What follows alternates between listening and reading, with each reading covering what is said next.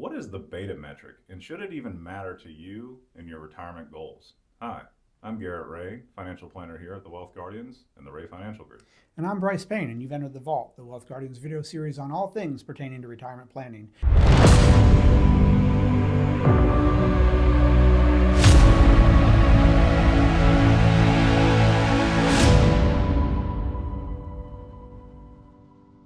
In this episode, we're going to define what the beta is. We're going to discuss when a high beta would be good for you and when a low beta might be good for you, and how you can lower your portfolio's beta. Don't forget to hit these like and subscribe buttons that you see down below there so that you can catch all future episodes of The Vault with Doug, Garrett, and myself. And okay, Garrett, let's go ahead and get into this. You are an avid investor and have been for a number of years. Yeah. Why don't I throw it over to you to define, as a starting point for this episode, Yeah. what the beta is? Yeah, sure. So beta is a metric that we use that essentially measures volatility or systematic risk of a portfolio or an investment compared to the overall market. So it helps on this scale. If you can imagine, the center point of the scale is the number 1. If you have a beta, or if your portfolio has a beta of 1, then that means it is perfectly correlated with the volatility that we see in the overall market. Typically the S&P 500 is what we're talking about. Let's suppose that we have a beta that is greater than 1. Let's say it's a 1.2 beta. That means that that investment or that portfolio actually has more systematic risk or more volatility than the overall market itself. We're talking a portfolio that might have a lot of either startup companies, or maybe you've got a strong cryptocurrency position inside of there, perhaps a couple of these meme stocks that have been hitting the news here lately. Obviously, a portfolio like that is going to have a lot more systematic risk, potential greater returns in the overall market, but also potential greater losses in the overall market. So beta of 1.2, anything higher than 1, just think more systematic risk, more volatility. Okay, what about the flip side of the coin? If we go less than 1, let's say we have a beta of 0.7 or 0.8. Now we have a portfolio or an investment that has less systematic risk, less volatility than the overall market. So let's say you got some bad news and the market has gone down 10% over the past month. A portfolio that has a beta of less than 1 would not have gone down that full 10%. It may be down, 6, 7%, something like that, but it's not taking the full blow of the market. Now, of course, if the market is up 10%, it's also not going to go up that full 10% either. Again, it may be up 6, 7%, something less than the overall market. So that's how we have to look at it. Your center point is always 1, the systematic risk of the market, and then you go up or down from there. So that is the definition of beta. That's the definition. Okay. So now let's talk about when a high beta number might be good. When somebody would want that. Yeah, sure. Basically 2 circumstances, right? When somebody's got a high risk tolerance, when Yep. they're okay with their portfolio going up more than the market goes up. Of course, everyone's happy with that. But more significantly, when the market drops, they're okay with their portfolio dropping more than the market drops. Sure. If you're okay with that, then that would be one circumstance where you're okay with your portfolio having a beta of higher than 1. Sure.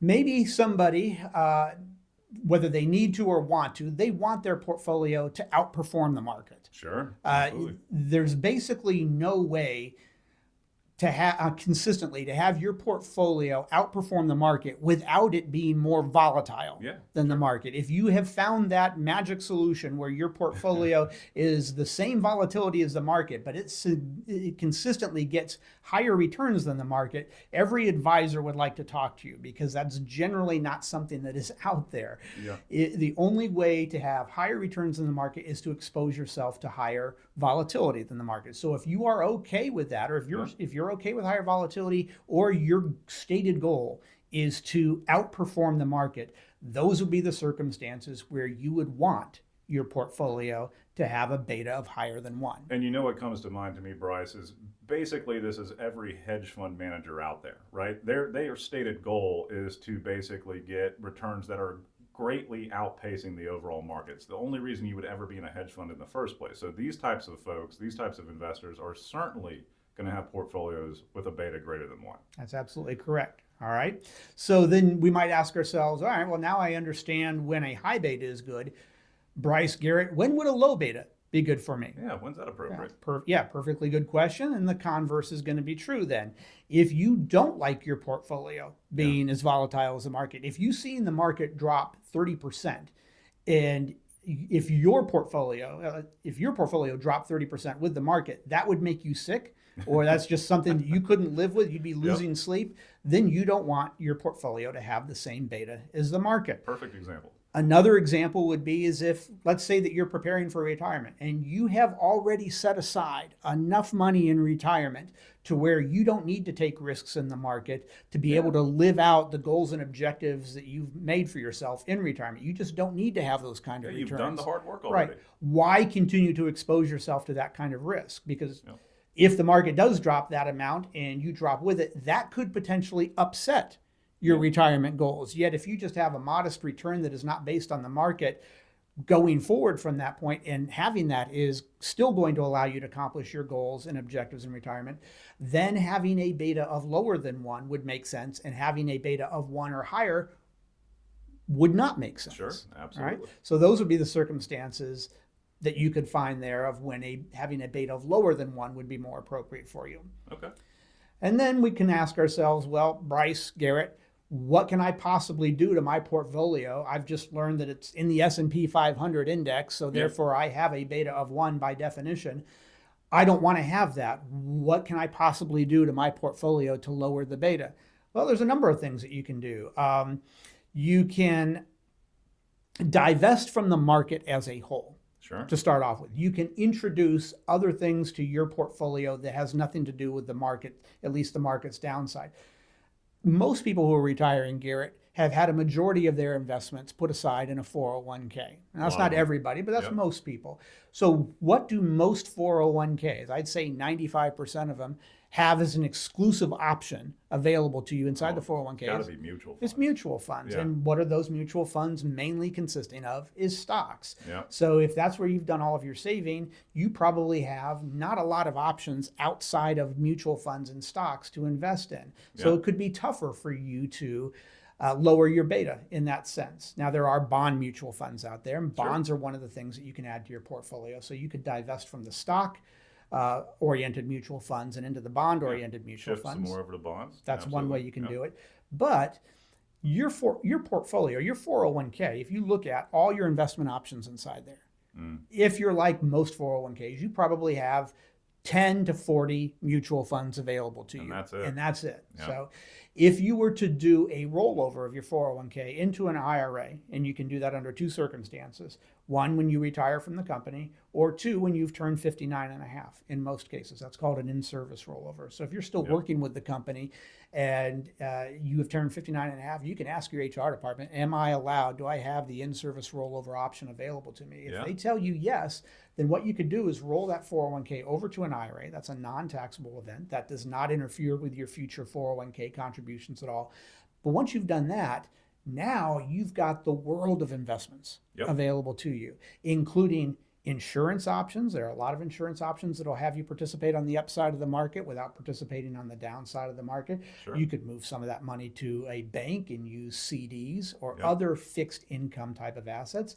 You could invest in low risk stocks or lower risk stocks specifically, and leave aside mid cap and small cap companies or more speculative companies. Right. Just invest in the companies of the names that you know of. The big cash cow companies that we all know, the blue chips that pay like a steady dividend, typically not as much volatility as the overall market. Absolutely. Right. The picture I paint for clients, Garrett, is that imagine a forest. There's a difference between the undergrowth of the forest that when winter comes, that undergrowth goes away and then it comes back in the spring. So imagine a volatile market. When winter comes and the market goes down, those big trees or those big stocks, that doesn't impact them. Right. They're still there. They're going to be there come springtime. Yep. But during that winter, those small companies, Sometimes that huge bear market that comes, those small companies don't have the reserves to live on during a bear market. They're going to go under, just like that underbrush is going to go under, but they'll come back when the market turns around or when spring comes around.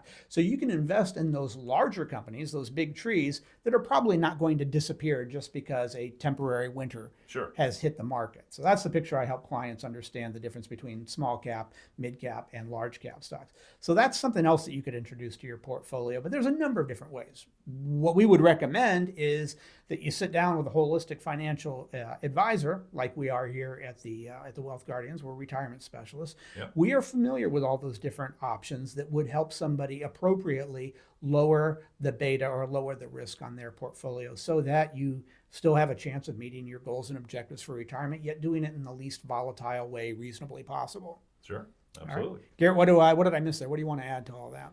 I think you nailed it, Brice. It's we talked about what beta is and how you basically can measure it on the scale.